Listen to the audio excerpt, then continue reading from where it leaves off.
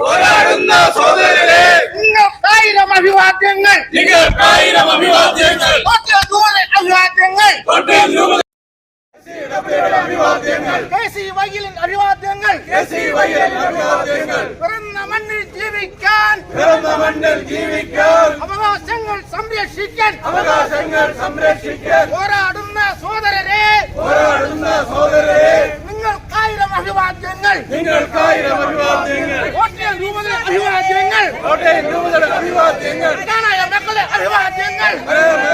അഭിവാദ്യങ്ങൾ. ഒന്നായി ചേരാൻ അണിചേരാൻ, ഒന്നായി ചേരാൻ അണിചേരാൻ, നീതിക്കായി ചെയ്യാവാം.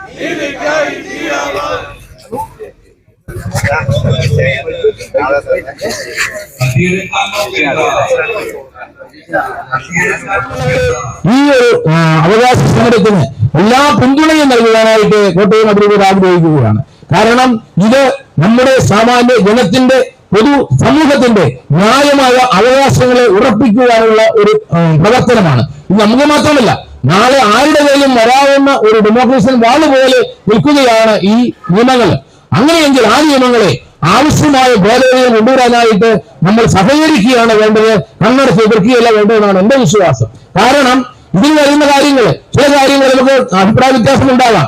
രാജ്യത്തിന്റെ ഫെഡറൽ സംവിധാനം അല്ലെങ്കിൽ ന്യൂനപക്ഷങ്ങളുടെ അവകാശങ്ങൾ ഇതൊക്കെ നിലനിർത്തിക്കൊണ്ട് തന്നെ സാധാരണക്കാരന്റെ ജീവിതത്തെ ദുരിതത്തിലാക്കുന്ന, നരകത്തിലാക്കുന്ന നിയമങ്ങൾ ഉണ്ടെങ്കിൽ അവയെ എടുത്തു മാറ്റുവാനായിട്ട് സാധിക്കണമെന്നുള്ളതാണ് നമ്മുടെ ഈ സമരത്തിൽ നമുക്ക് പറയാനുള്ളത്. അതുകൊണ്ട് ഇത് നിങ്ങൾക്ക് വേണ്ടി മാത്രമുള്ളതല്ല, ഇത് ഈ രാജ്യത്തുള്ള സാമാന്യ ജനങ്ങൾക്കെല്ലാം അർഹമായിട്ടുള്ള ന്യായമായിട്ടുള്ള ഒരു അവകാശമാണ് നമ്മൾ ചോദിക്കുന്നത്. അത് കിട്ടുവാൻ നമുക്ക് കടമയുണ്ട്, അല്ലെങ്കിൽ നമുക്ക് അവകാശമുണ്ട് എന്ന് തന്നെ ഞാൻ വിശ്വസിക്കുകയാണ്. അതുകൊണ്ട് പ്രിയ സഹോദരി സഹോദരന്മാരെ, ഈ പ്രശ്നത്തിൽ നിങ്ങൾ നഷ്ടപ്പെടുവാകരുത്.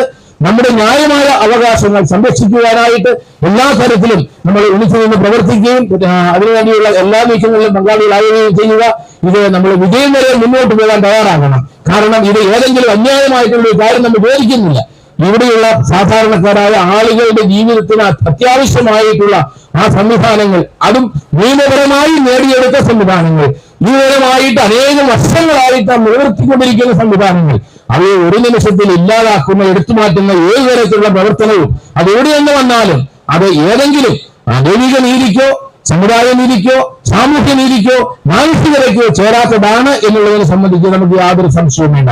ഏതെങ്കിലും കാരണവശാല് ഈ നിയമങ്ങൾ ഇന്ന് നമ്മൾ കാണുന്ന ഈ ആക്ടിന്റെ ഭാഗമായിട്ട് കടന്നു വന്നിട്ടുണ്ടെങ്കിൽ അവയെ മാറ്റും